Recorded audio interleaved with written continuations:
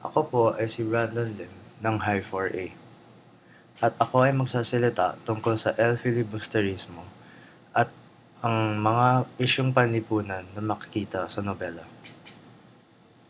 Ang L-filibusterismo ay isang nobelang nagpapakita ng iba't ibang panlipunang problema.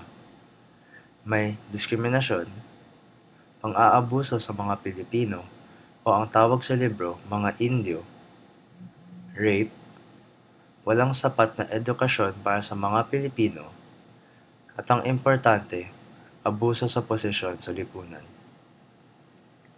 Talakayan natin. Isa sa mga problema na kailangan nating tingnan ay ang pagiging nasyonalismo o sa English, pwede rin itong masabi na colonial mentality. Una, ano ba ang colonial mentality? Ang colonial mentality ay isang uri ng pagmamahal sa ibang bansa kaysa sa sariling bansa. Ilagay natin ito sa konteksto sa totoong buhay. Kunwari, ako ay isang Pinoy na lumaki na nakikita ang iba't ibang gamit na meron ang mga Amerikano. Ang aking isip ay, ang mga produkto ng mga Amerikano ay mas maganda kaysa sa ating mga produkto. Ito ang problema. Ang mga tao ngayon sa Pilipinas ay sobrang hanga sa mga gawain o mga produkto ng ibang bansa dahil isip nila na ang mga produkto galing doon ay mas maganda. Kailangan nila makita na ang ating ekonomiya sa Pilipinas ay hindi talaga tataas at ang ating mga produkto ay hindi makikita ng mundo na magaganda dahil wala naman bumibili.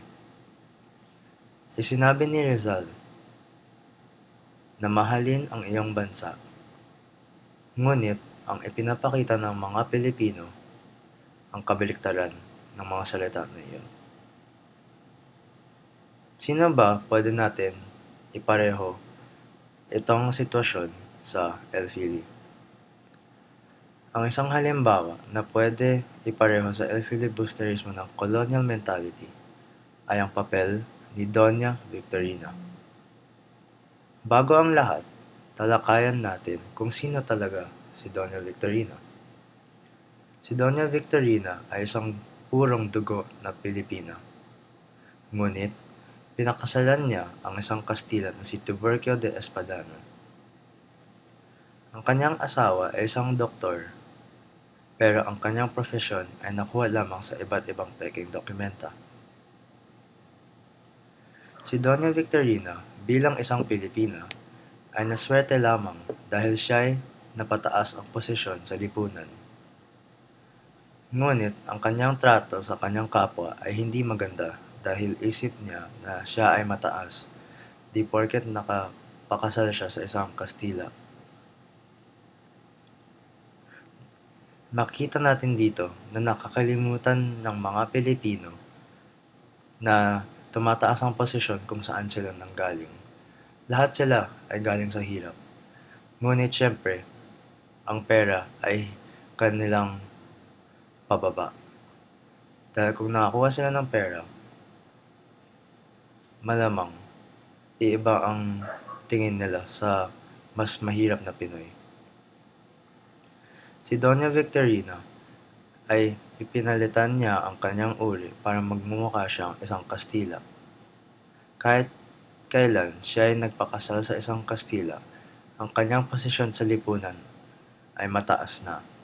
Hindi na mababa ang tingin ng mga praide sa kanya. Kung hindi niya pinakasalan ang isang Kastila, sigurado na siya ay matitingnan ng mababa ng mga praile o ng mga taga-Espanya. Ang matatawagan sa kanya ay Indio. Ngayon, may solusyon ako sa problema na nasyonalismo. Ang isang solusyon na pwedeng itigil ang isipan ng pagiging nasyonalismo ay kailangan yakapin ng mga mamamayang Pilipino ang kultura ng Pilipinas. Alam ko na ito ay mahirap, ngunit ng maliit na determinasyon, sigurado ako na kaya ito i-achieve. Kailangan malaman ng mga Pilipino na ang ating kultura ay hindi nakikita ng buong-buo ng ibang bansa dahil ang ating mga produkto ay hindi nabibili at hindi nalalawak. Taasan ng bansa ang panggawa ng mga lokal na produkto at bawasan ang pag-export ng mga internasyonal na gamit. Ang epekto nito ay ang mga Pilipino ay mapipilitang bumili ng lokal na produkto at sana man lang sa huli magugustuhan rin nila ang mga produkto ng Pilipinas.